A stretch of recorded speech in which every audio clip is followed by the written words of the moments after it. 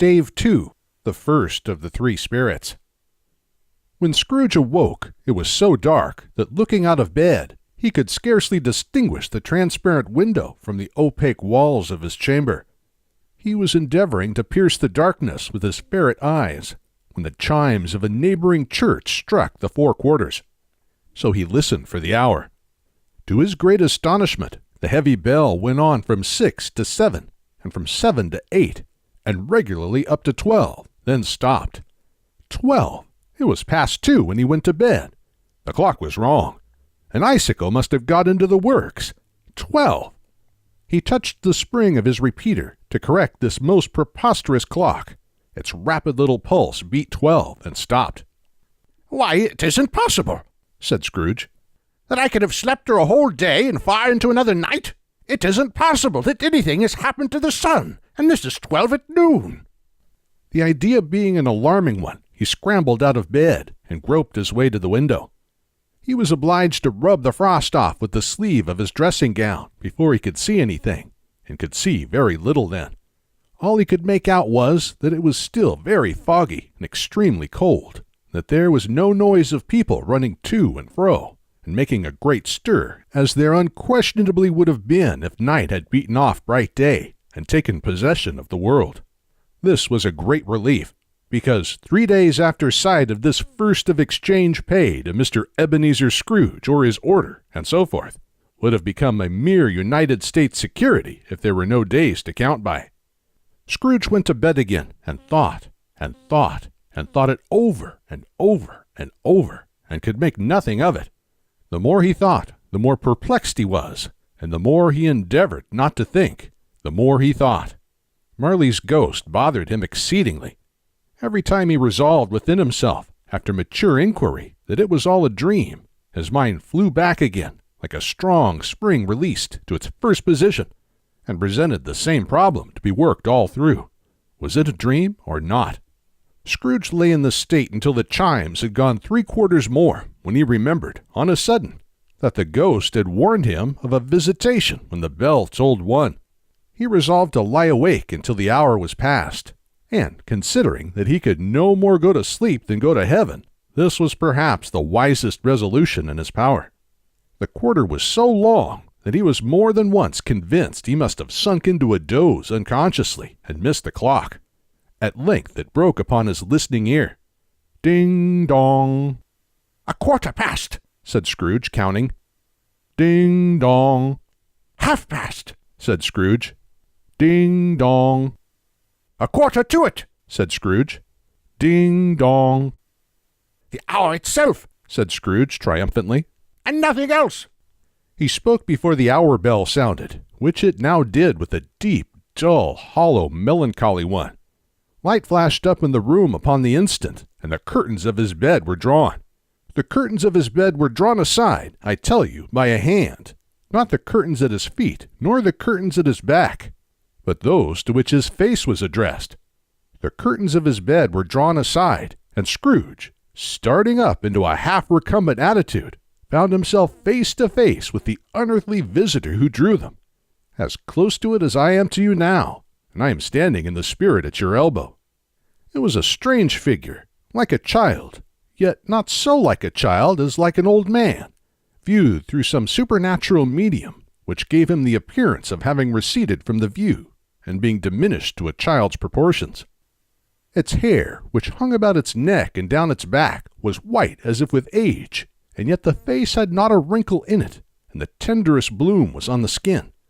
The arms were very long and muscular, the hands the same, as if its hold were of uncommon strength.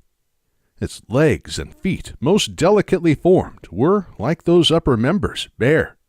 It wore a tunic of the purest white, and round its waist was bound a lustrous belt, the sheen of which was beautiful. It held a branch of fresh green holly in its hand, and, in singular contradiction of that wintry emblem, had its dress trimmed with summer flowers. But the strangest thing about it was, that from the crown of its head there sprung a bright, clear jet of light, by which all this was visible, and which was doubtless the occasion of its using, in its duller moments, a great extinguisher for a cap, which it now held under its arm. Even this, though, when Scrooge looked at it with increasing steadiness, was not its strangest quality. For as its belt sparkled and glittered now in one part and now in another, and what was light one instant, at another time was dark, so the figure itself fluctuated in its distinctness, being now a thing with one arm, now with one leg, now with 20 legs, now a pair of legs without a head, now a head without a body, of which dissolving parts no outline would be visible in the dense gloom wherein they melted away. And in the very wonder of this, it would be itself again, distinct and clear as ever. "Are you the spirit, sir, whose coming was foretold to me?" asked Scrooge. I am. The voice was soft and gentle, singularly low, as if instead of being so close beside him, it were at a distance. "Who and what are you?" Scrooge demanded. I am the ghost of Christmas past. "Long past?" inquired Scrooge, observant of its dwarfish stature. No, your past. Perhaps Scrooge could not have told anybody why, if anybody could have asked him, but he had a special desire to see the spirit in his cap, and begged him to be covered. What? Exclaimed the ghost. Would you so soon put out with worldly hands the light I give? Is it not enough that you are one of those whose passions made this cap, and forced me through whole trains of years to wear it low upon my brow? Scrooge reverently disclaimed all intention to offend, or any knowledge of having wilfully bonneted the spirit at any period of his life. He then made bold to inquire what business brought him there. Your welfare, said the ghost. Scrooge expressed himself much obliged, but could not help thinking that a night of unbroken rest would have been more conducive to that end. The spirit must have heard him thinking, for it said immediately, Your reclamation, then. Take heed. It put out its strong hand as it spoke, and clasped him gently by the arm. Rise, and walk with me. It would have been in vain for Scrooge to plead that the weather and the hour were not adapted to pedestrian purposes, that bed was warm, and the thermometer a long way below freezing, that he was clad but lightly in his slippers, dressing-gown, and nightcap, and that he had a cold upon him at that time. The grasp, though gentle as a woman's hand, was not to be resisted. He rose, but finding that the spirit made towards the window, clasped its robe in supplication. "I am mortal," Scrooge remonstrated, "and liable to fall." Bear but a touch of my hand there, said the spirit, laying it upon his heart, and you shall be upheld in more than this. As the words were spoken, they passed through the wall, and stood upon an open country road, with fields on either hand. The city had entirely vanished. Not a vestige of it was to be seen. The darkness and the mist had vanished with it, for it was a clear, cold winter day, with snow upon the ground. "Good heaven!" said Scrooge, clasping his hands together as he looked about him. "I was bred in this place. I was a boy here." The spirit gazed upon him mildly. Its gentle touch, though it had been light and instantaneous, appeared still present to the old man's sense of feeling. He was conscious of 1,000 odors floating in the air, each one connected with 1,000 thoughts and hopes and joys and cares long, long forgotten. Your lip is trembling, said the ghost. And what is that upon your cheek? Scrooge muttered with an unusual catching in his voice that it was a pimple, and begged the ghost to lead him where he would. You recollect the way? inquired the spirit. "Remember it," cried Scrooge with fervor. "I could walk it blindfold." Strange to have forgotten it for so many years, observed the ghost. Let us go on. They walked along the road, Scrooge recognizing every gate and post and tree, until a little market town appeared in the distance, with its bridge, its church, and winding river. Some shaggy ponies now were seen trotting towards them with boys upon their backs, who called to other boys in country gigs and carts, driven by farmers. All these boys were in great spirits, and shouted to each other, until the broad fields were so full of merry music that the crisp air laughed to hear it. These are but shadows of the things that have been, said the ghost. They have no consciousness of us. The jocund travelers came on, and as they came, Scrooge knew and named them, every one. Why was he rejoiced beyond all bounds to see them? Why did his cold eye glisten and his heart leap up as they went past? Why was he filled with gladness when he heard them give each other Merry Christmas as they parted at crossroads and byways for their several homes? What was Merry Christmas to Scrooge? Out upon Merry Christmas, what good had it ever done to him? "The school is not quite deserted," said the ghost. "A solitary child, neglected by his friends, is left there still." Scrooge said he knew it, and he sobbed. They left the high road by a well-remembered lane, and soon approached a mansion of dull red brick, with a little weathercock-surmounted cupola on the roof and a bell hanging in it. It was a large house, but one of broken fortunes, for the spacious offices were little used, their walls were damp and mossy, their windows broken, and their gates decayed. Fowls clucked and strutted in the stables, and the coach-houses and sheds were overrun with grass. Nor was it more retentive of its ancient state within, for entering the dreary hall and glancing through the open doors of many rooms, they found them poorly furnished, cold, and vast. There was an earthy savor in the air, a chilly bareness in the place, which associated itself somehow with too much getting up by candlelight and not too much to eat. They went, the ghost and Scrooge, across the hall to a door at the back of the house. It opened before them and disclosed a long, bare, melancholy room, made barer still by lines of plain deal forms and desks. At one of these a lonely boy was reading near a feeble fire, and Scrooge sat down upon a form and wept to see his poor forgotten self as he had used to be. Not a latent echo in the house, not a squeak and scuffle from the mice behind the paneling, not a drip from the half-thawed water-spout in the dull yard behind, not a sigh among the leafless boughs of one despondent poplar, not the idle swinging of an empty storehouse door, no, not a clicking in the fire, but fell upon the heart of Scrooge with softening influence and gave a freer passage to his tears. The spirit touched him on the arm and pointed to his younger self, intent upon his reading. Suddenly, a man in foreign garments, wonderfully real and distinct to look at, stood outside the window with an axe stuck in his belt and leading an ass laden with wood by the bridle. "Why, it's Ali Baba!" Scrooge exclaimed in ecstasy. "It's dear old honest Ali Baba! Yes, I know. One Christmas time, when yonder solitary child was left here all alone, he did come for the first time, just like that. Poor boy! And Valentine," said Scrooge. "And his wild brother Orson, there they go. And what's his name, who was put down in his drawers asleep at the gate of Damascus? Don't you see him? And the Sultan's groom turned upside down by the genie. There he is upon his head. Serve him right. I'm glad of it. What business had he to be married to the princess?"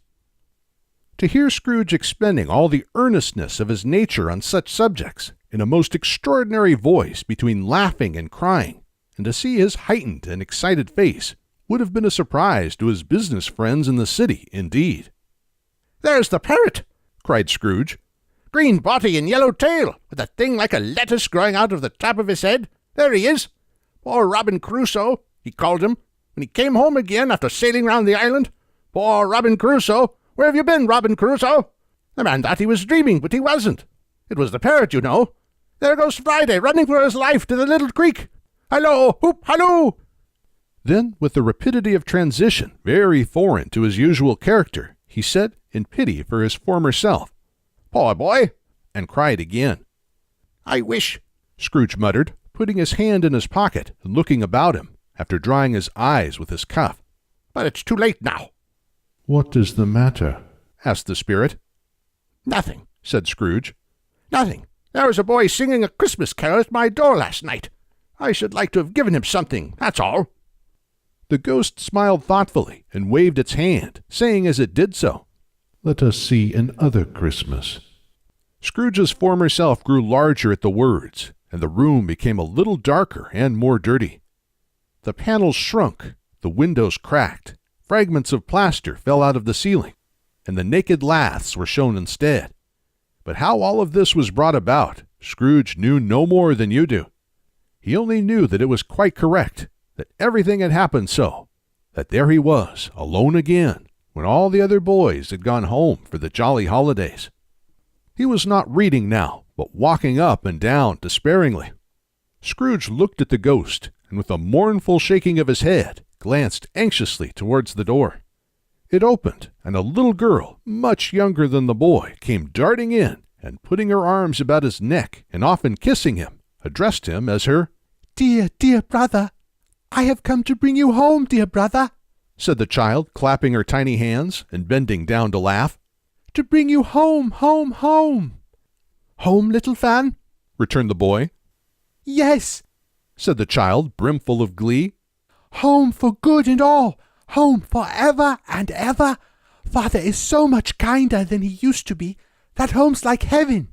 He spoke so gently to me one dear night when I was going to bed, that I was not afraid to ask him once more if you might come home, and he said yes, you should, and sent me in a coach to bring you, and you're to be a man," said the child, opening her eyes. "and are never to come back here, but first we're to be together all the Christmas long, and have the merriest time in all the world." "You're quite a woman, little Fan," exclaimed the boy. She clapped her hands and laughed, and tried to touch his head, but being too little, laughed again, and stood on tiptoe to embrace him. Then she began to drag him in her childish eagerness towards the door, and he, nothing loth to go, accompanied her.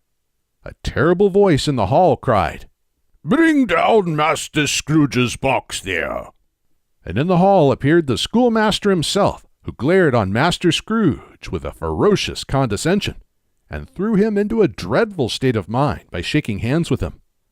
He then conveyed him and his sister into the veriest old well of a shivering best parlor that ever was seen, where the maps upon the wall and the celestial and terrestrial globes in the windows were waxy with cold.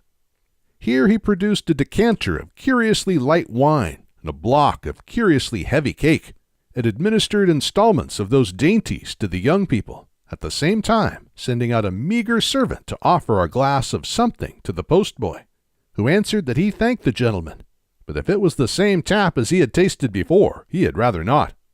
Master Scrooge's trunk being by this time tied onto the top of the chaise, the children bade the schoolmaster good-bye right willingly, and getting into it, drove gaily down the garden sweep, the quick wheels dashing the hoar-frost and snow from off the dark leaves of the evergreens like spray. "Always a delicate creature, whom a breath might have withered," said the ghost. "but she had a large heart." "So she had," cried Scrooge. "You're right. I'll not gainsay it, Spirit. God forbid." "She died a woman," said the ghost. "and had, as I think, children." "One child," Scrooge returned. "True," said the ghost. "Your nephew." Scrooge seemed uneasy in his mind, and answered briefly, "Yes." Although they had but that moment left the school behind them, they were now in the busy thoroughfares of a city, where shadowy passengers passed and repassed, where shadowy carts and coaches battled for the way, and all the strife and tumult of a real city were. It was made plain enough by the dressing of the shops that here, too, it was Christmas time again, but it was evening, and the streets were lighted up. The ghost stopped at a certain warehouse door and asked Scrooge if he knew it. "Know it," said Scrooge. "Was I apprenticed here?" They went in, at sight of an old gentleman in a Welsh wig, sitting behind such a high desk that if he had been 2 inches taller, he must have knocked his head against the ceiling.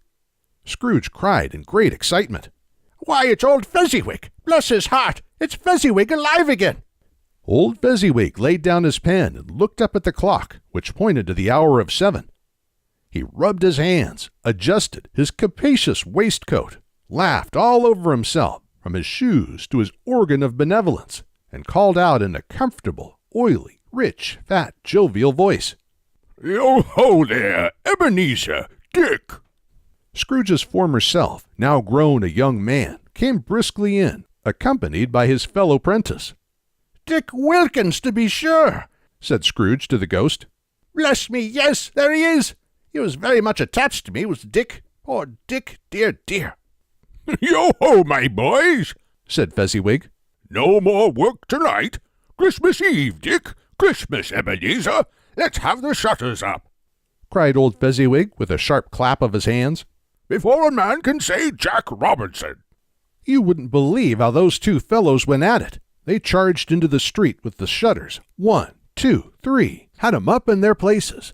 4, 5, 6, barred 'em and pinned 'em. 7, 8, 9, and came back before you could have got to 12, panting like racehorses. Hilly-ho! Cried old Fezziwig, skipping down from the high desk with wonderful agility. Clear away, my lads. Let's have a lot of room here. Hilly-ho, Dick. Cheer up, Ebenezer. Clear away? There was nothing they wouldn't have cleared away, or couldn't have cleared away, with old Fezziwig looking on. It was done in a minute. Every movable was packed off, as if it were dismissed from public life for evermore. The floor was swept and watered, the lamps were trimmed, fuel was heaped upon the fire, and the warehouse was as snug and warm and dry and bright a ballroom as you would desire to see upon a winter's night. In came a fiddler with a music book, and went up to the lofty desk, and made an orchestra of it, and tuned like 50 stomach aches. In came Mrs. Fezziwig, one vast substantial smile.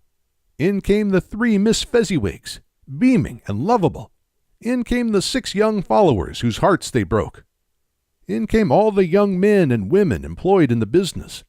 In came the housemaid with her cousin, the baker. In came the cook with her brother's particular friend, the milkman. In came the boy from over the way, who was suspected of not having board enough from his master, trying to hide himself behind the girl from next door, but one, who was proved to have had her ears pulled by her mistress. In they all came, one after another, some shyly, some boldly, some gracefully, some awkwardly, some pushing, some pulling. In they all came, anyhow and everyhow. Away they all went, 20 couple at once, hands half round and back again the other way, down the middle and up again, round and round in various stages of affectionate grouping. Old top couple always turning up in the wrong place, new top couple starting off again, and soon as they got there, all top couples at last, and not a bottom one to help them. When this result was brought about, old Fezziwig, clapping his hands to stop the dance, cried out, Well done! And the fiddler plunged his hot face into a pot of porter, especially provided for that purpose. But scorning rest upon his reappearance, he instantly began again, though there were no dancers yet, as if the other fiddler had been carried home, exhausted, on a shutter, and he were a brand new man resolved to beat him out of sight or perish. There were more dances, and there were forfeits, and more dances, and there was cake, and there was negus, and there was a great piece of cold roast, and there was a great piece of cold boiled. There were mince pies and plenty of beer. But the great effect of the evening came after the roast and boiled, when the fiddler, an artful dog, mind, the sort of man who knew his business better than you or I could have told it him, struck up Sir Roger de Coverley. Then old Fezziwig stood out to dance with Mrs. Fezziwig. Top couple, too, with a good stiff piece of work cut out for them. 3 or 4 and 20 pair of partners, people who were not to be trifled with, people who would dance and had no notion of walking. But if they had been twice as many, 4 times, old Fezziwig would have been a match for them, and so would Mrs. Fezziwig. As to her, she was worthy to be his partner in every sense of the term. If that's not high praise, tell me higher, and I'll use it. A positive light appeared to issue from Fezziwig's calves. They shone in every part of the dance like moons. You couldn't have predicted at any given time what would become of 'em next. And when old Fezziwig and Mrs. Fezziwig had gone all through the dance, advance and retire, hold hands with your partner, bow and curtsy, corkscrew, thread the needle, and back again to your place, Fezziwig cut so deftly that he appeared to wink with his legs, and came upon his feet again without a stagger. When the clock struck 11, this domestic ball broke up. Mr. and Mrs. Fezziwig took their stations, one on either side the door, and shaking hands with every person individually as he or she went out, wished him or her a Merry Christmas. When everybody had retired but the 2 prentices, they did the same to them, and thus the cheerful voices died away, and the lads were left to their beds, which were under a counter in the back shop. During the whole of this time, Scrooge had acted like a man out of his wits. His heart and soul were in the scene, and with his former self. He corroborated everything, remembered everything, enjoyed everything, and underwent the strangest agitation. It was not until now, when the bright faces of his former self and Dick were turned from them, that he remembered the ghost and became conscious that it was looking full upon him, while the light upon its head burnt very clear. "A small matter," said the ghost, "to make these silly folk so full of gratitude." Small? echoed Scrooge. The spirit signed to him to listen to the two apprentices, who were pouring out their hearts in praise of Fezziwig, and when he had done so, said, "Why, is it not? He has spent but a few pounds of your mortal money, 3 or 4 perhaps. Is that so much that he deserves this praise?" It isn't that, said Scrooge, heated by the remark, and speaking unconsciously like his former, not his latter self. It isn't that, Spirit. He has the power to render us happy or unhappy, to make our service light or burdensome, a pleasure or a toil. Say that his power lies in words and looks, in things so slight and insignificant that it is impossible to add and count them up. What then? The happiness he gives is quite as great as if it cost a fortune. He felt the spirit's glance and stopped. "What is the matter?" asked the ghost. Nothing particular, said Scrooge. "Something, I think?" the ghost insisted. No, said Scrooge. No, I should like to be able to say a word or two to my clerk just now, that's all. His former self turned down the lamps as he gave utterance to the wish, and Scrooge and the ghost again stood side by side in the open air. "My time grows short," observed the spirit. "Quick." This was not addressed to Scrooge or to anyone whom he could see, but it produced an immediate effect, for again Scrooge saw himself. He was older now, a man in the prime of life. His face had not the harsh and rigid lines of later years, but it had begun to wear the signs of care and avarice. There was an eager, greedy, restless motion in the eye, which showed the passion that had taken root and where the shadow of the growing tree would fall. He was not alone, but sat by the side of a fair young girl in a mourning dress, in whose eyes there were tears, which sparkled in the light that shone out of the ghost of Christmas past. "It matters little," she said softly. "To you, very little. Another idol has displaced me, and if it can cheer and comfort you in time to come, as I would have tried to do, I have no just cause to grieve." "What idol has displaced you?" he rejoined. "A golden one." This is the even-handed dealing of the world, he said. There is nothing on which it is so hard as poverty, and there is nothing it professes to condemn with such severity as the pursuit of wealth. "You fear the world too much," she answered gently. "All your other hopes have merged into the hope of being beyond the chance of its sordid reproach. I have seen your nobler aspirations fall off one by one until the master passion, gain, engrosses you. Have I not?" "What then?" he retorted. "Even if I have grown so much wiser, what then? Am I not changed toward you?" She shook her head. "Am I?" "Our contract is an old one.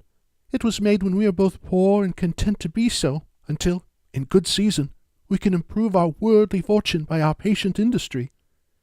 You are changed. When it was made, you were another man." "I was a boy," he said impatiently. "Your own feeling tells you that you are not what you are," she returned. "I am. That which promised happiness when we were one in heart is fraught with misery now that we are two. How often and how keenly I have thought of this, I will not say. It is enough that I have thought of it, and can release you." "Have I ever sought release?" "In words, no, never." "In what then?" "In a changed nature, in an altered spirit, in another atmosphere of life, another hope as its great end, in everything that made my love of any worth or value in your sight, if this had never been between us," said the girl, looking mildly but with steadiness upon him. "Tell me, would you seek me out and try to win me now? Ah, no." He seemed to yield to the justice of this supposition in spite of himself, but he said with a struggle, "You think not?" "Oh, would gladly think otherwise if I could," she answered. "Heaven knows, when I have learned a truth like this, I know how strong and irresistible it must be. But if you were free today, tomorrow, yesterday, can even I believe that you would choose a dowerless girl? You who, in your very confidence with her, weigh everything by gain, or, choosing her, if for a moment, You are false enough to your one guiding principle to do so. Do I not know that your repentance and regret would surely follow? I do, and I release you, with a full heart and for the love of him you once were." He was about to speak, but with her head turned from him, she resumed. "You may. The very memory of what is past half makes me hope you will have pain in this. A very, very brief time, and you will dismiss the recollection of it gladly as an unprofitable dream, from which it happened well that you awoke. May you be happy in the life you have chosen." She left him, and they parted. "Spirit," said Scrooge, "show me no more. Conduct me home. Why do you delight to torture me?" "One shadow more," exclaimed the ghost. "No more!" cried Scrooge. "No more! I don't wish to see it! Show me no more!" But the relentless ghost pinioned him in both his arms and forced him to observe what happened next. They were in another scene and place, a room, not very large or handsome, but full of comfort. Near to the winter fire sat a beautiful young girl, so like the last that Scrooge believed it was the same, until he saw her, now a comely matron, sitting opposite her daughter. The noise in this room was perfectly tumultuous, for there were more children there than Scrooge in his agitated state of mind could count. And, unlike the celebrated herd in the poem, they were not 40 children conducting themselves like one, but every child was conducting itself like 40. The consequences were uproarious beyond belief, but no one seemed to care. On the contrary, the mother and daughter laughed heartily and enjoyed it very much. And the latter, soon beginning to mingle in the sports, got pillaged by the young brigands most ruthlessly. What would I not have given to be one of them? Though I never could have been so rude, no, no. I wouldn't for the wealth of all the world have crushed that braided hair and torn it down, and for the precious little shoe I wouldn't have plucked it off, God bless my soul, to save my life. As to measuring her waist in sport, as they did, bold young brood, I couldn't have done it. I should have expected my arm to have grown round it for a punishment, and never come straight again. And yet I should have dearly liked, I own, to have touched her lips, to have questioned her, that she might have opened them, to have looked upon the lashes of her downcast eyes, and never raised a blush, to have let loose waves of hair, an inch of which would be a keepsake beyond price. In short, I should have liked, I do confess, to have had the lightest license of a child, and yet been man enough to know its value. But now a knocking at the door was heard, and such a rush immediately ensued that she, with laughing face and plundered dress, was borne towards it, the center of a flushed and boisterous group, just in time to greet the father, who came home attended by a man laden with Christmas toys and presents. Then the shouting and the struggling, and the onslaught that was made on the defenseless porter, the scaling him with chairs for ladders, to dive into his pockets, to spoil him of brown paper parcels, hold on tight by his cravat, hug him round the neck, pommel his back, and kick his legs in irresponsible affection. The shouts of wonder and delight with which the development of every package was received. The terrible announcement that the baby had been taken in the act of putting a doll's frying pan into his mouth, and was more than suspected of having swallowed a fictitious turkey glued on a wooden platter. The immense relief of finding this a false alarm, the joy and gratitude and ecstasy, they are all indescribable alike. It is enough that by degrees the children and their emotions got out of the parlor, and by one stair at a time, up to the top of the house, where they went to bed, and so subsided. And now Scrooge looked on more attentively than ever, when the master of the house, having his daughter leaning fondly on him, sat down with her and her mother at his own fireside, and when he thought that such another creature, quite as graceful and as full of promise, might have called him father, and been a springtime in the haggard winter of his life, his sight grew very dim indeed. "Belle," said the husband, turning to his wife with a smile, "I saw an old friend of yours this afternoon." Who was it? "Guess." How can I? Tut, I don't know, she added in the same breath, laughing as he laughed. Mr. Scrooge. "Mr. Scrooge it was. I passed his office window, and it was not shut up, and he had a candle inside. I could scarcely help seeing him. His partner lies upon the point of death, I hear, and there he sat alone, quite alone in the world, I do believe." "Spirit," said Scrooge in a broken voice, Remove me from this place. I told you these were shadows of the things that have been, said the ghost. They are what they are. Do not blame me. Remove me, Scrooge exclaimed. I cannot bear it. He turned upon the ghost, and seeing that it looked upon him with a face, in which in some strange way there were fragments of all the faces it had shown him, wrestled with it. Leave me, take me back, haunt me no longer. In the struggle, if that can be called a struggle in which the ghost, with no visible resistance on its own part, was undisturbed by any effort of its adversary, Scrooge observed that its light was burning high and bright, and dimly connected that with its influence over him. He seized the extinguisher cap, and by a sudden action pressed it down upon its head. The spirit dropped beneath it, so that the extinguisher covered its whole form. But though Scrooge pressed it down with all his force, he could not hide the light, which streamed from under it in an unbroken flood upon the ground. He was conscious of being exhausted and overcome by an irresistible drowsiness, and, further, of being in his own bedroom. He gave the cap a parting squeeze, in which his hand relaxed, and had barely time to reel to bed before he sank into a heavy sleep.